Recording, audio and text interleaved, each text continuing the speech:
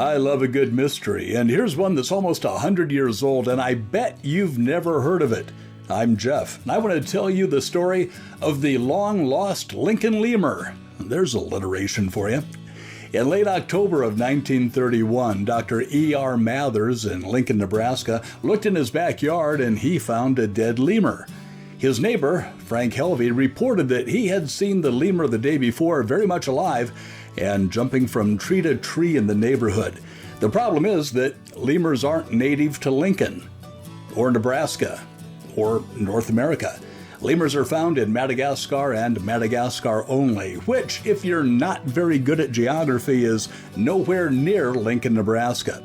So, how did a lemur wind up in the middle of the United States? Well, nobody knows. Nobody reported a lost lemur.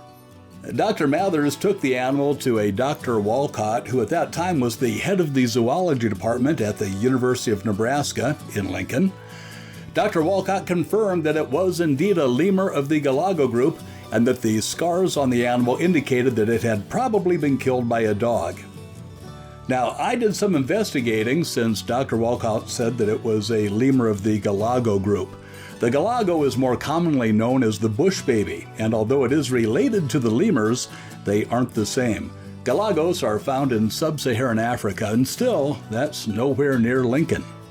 Whichever it was, the animal was taken to a taxidermist, and once it was mounted, Dr. Walcott said that it would be placed in the University Museum. This story gets a little stranger, but before I get into that, I'd like to ask you to please give this video a like, give it a thumbs up, and consider subscribing to the Backroads Tourist channel. I go to a lot of interesting places, and I think you might find them interesting too. So hit that subscribe button right now. I'd appreciate it.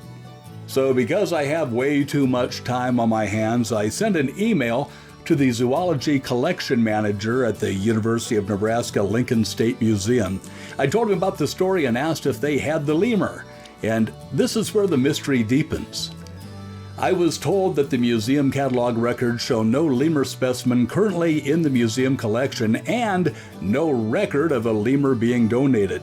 However, I was given two possible explanations. The lemur may have been loaned to the museum to be displayed as a curiosity and then returned to the owner, or it may have been donated to the zoology department of the university and been lost by the time the museum acquired the zoology department's collections in the 1960s. Whatever the reason, the Lincoln lemur seems to have vanished just as mysteriously as it appeared.